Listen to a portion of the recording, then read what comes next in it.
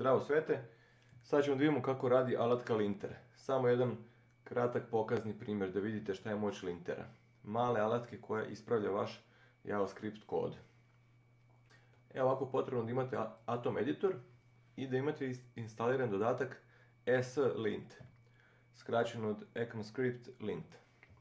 Kada to imate instalirano, znači imate instaliran Atom, to je editor koji mi je otvoren na ekranu, i kad imate instaliran dodatak linter, onda krećemo u akciju.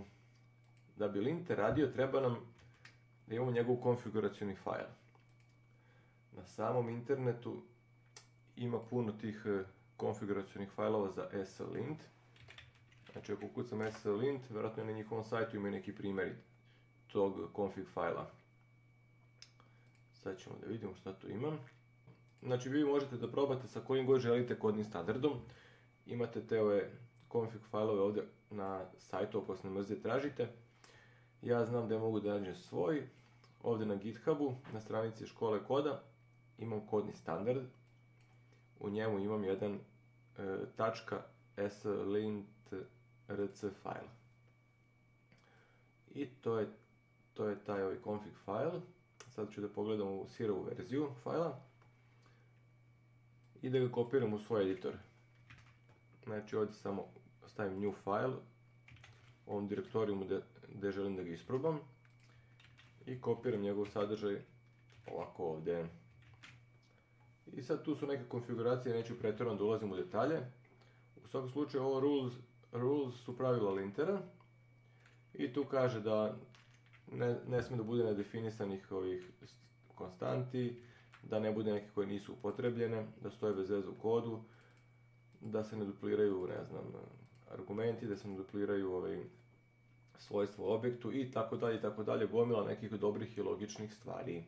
Između ostalog, ovo prvo su kao malo zbiljnije stvari, to možda prouzrokuje grešku, a ovo dole su samo neke upozorenja, vidite razlika između error i samo upozorenja, znači između greške i upozorenja.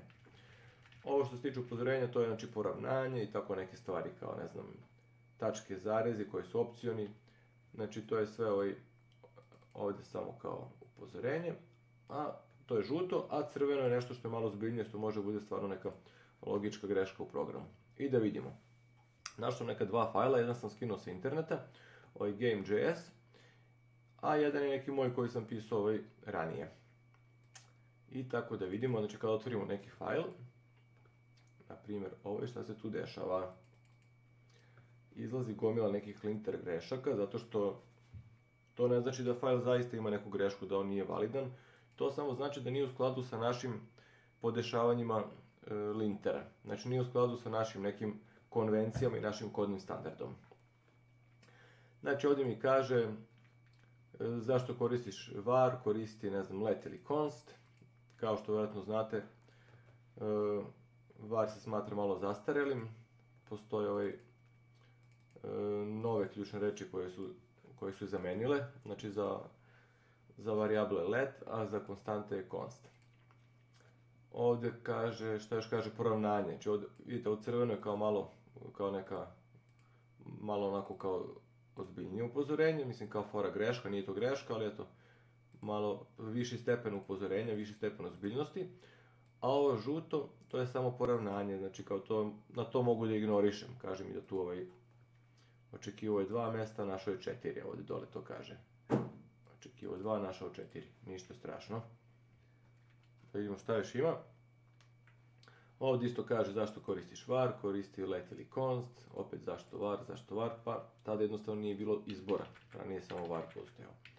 Ovdje opet malo poravnanja i tako dalje. Znači sve su to neke sitnice, ali u svakom slučaju ako imate neki stari JavaScript fajl, želite da ga prevedete u validan ECMAScript neke novije verzije, znači ne mora bude ni 6, može bude 7, 8 koja je već aktualna verzija, znači u svakom slučaju želite neki stariji fajl da prevedete u noviji, a da ne radite sve ručno, uzet ćete Atom editor, dodat ćete ovaj config file i sada, pazite, otvarate komandnu paletu u editoru. Pritiskom na Ctrl-Shift-P. Otvara se komandna paleta i stavljam u komandu fix file. Krećem da kucam fix i nudi mi komandu linter fix file. Izvršava tu komandu, vidim šta će se desiti. Piše, file je popravljen. Gomila grešaka je nestala. Varijable su se magično pretvorile u konstante. Poravnanje se automatski regulisalo. Znači nema ništa peške da mi idemo red po red, da pomeram poravnanje, da ga vraćam, da ovo, da ono. Znači sve je to posao koji može da radi i neka mašina, ne moramo mi da se time bavimo. Da vidimo što još. Ovdje je prepoznao da je ovo promenljiva. Video da se kasnije menja tokom izvršenja programa. Ostavio je let. Delta time isto promenljivo, ostavio je let. To je stavio je let, bilo je var.